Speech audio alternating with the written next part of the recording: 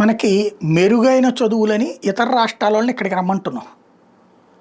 వాళ్ళకి రేపు పొద్దున వాళ్ళ రాష్ట్రంలో ఉద్యోగాలు ఉండవంటే, వాళ్ళ రాష్ట్రంలో పై చదువులకి సీట్లు రావంటే కరెక్టేనా? ఎస్ఆర్ఎంలు లేకపోతే ఏ యూనివర్సిటీలు వచ్చినాయి కదా, ఇక్కడ వేరే రాష్ట్రం నుండి ఎవడన్నా వచ్చి చదువుకుంటే ఇక వాడి ఉద్యోగం కోల్పోయినట్టేనా వాళ్ళ రాష్ట్రంలో? ఇప్పుడు మన రాష్ట్రంలో ఈ స్థానికత అంశం అదే చర్చకి దారితీస్తుంది.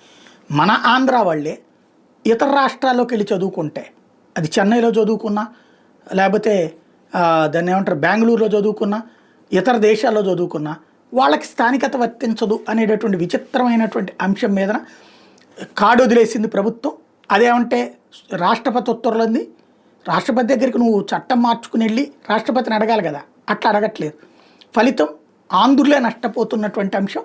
రాష్ట్రపతి ఉత్తర్వుల మేరకే స్థానికత నిర్ణయిస్తున్నాం రాష్ట్ర ప్రభుత్వం తరపున అడ్వకేట్ జనరల్ దమ్మాలపాటి శ్రీనివాస్ బుధవారం హైకోర్టుకు నివేదించారు. ఆ ఉత్తర్వుల ప్రకారం అర్హత పరీక్షకు హాజరయ్యే నాటికి వరుసగా 4 ఏళ్లు రాష్ట్రంలో చదివిన విద్యార్థుల్ని స్థానిక అభ్యర్థులుగా పరిగణిస్తారని చెప్పారు. స్థానికత విషయంలో రాష్ట్ర ప్రభుత్వానికి ఆ ఉత్తర్వులకు అనుగుణంగా నడుచుకోవడం తప్ప మరో మార్గం లేదని స్పష్టం చేశారు. ఈ వాదంతో ఏకీపించిన హైకోర్టు ప్రధాన జస్టిస్ ధీరసింగ్ ఠాకూర్, జస్టిస్ ఆర్ రఘునందనరావుతో కూడిన ధర్మాసనం స్థానికత అంశాన్ని సుప్రీంకోర్టులో తేల్చుకోవాలని పిటిషనర్లకు సూచించింది.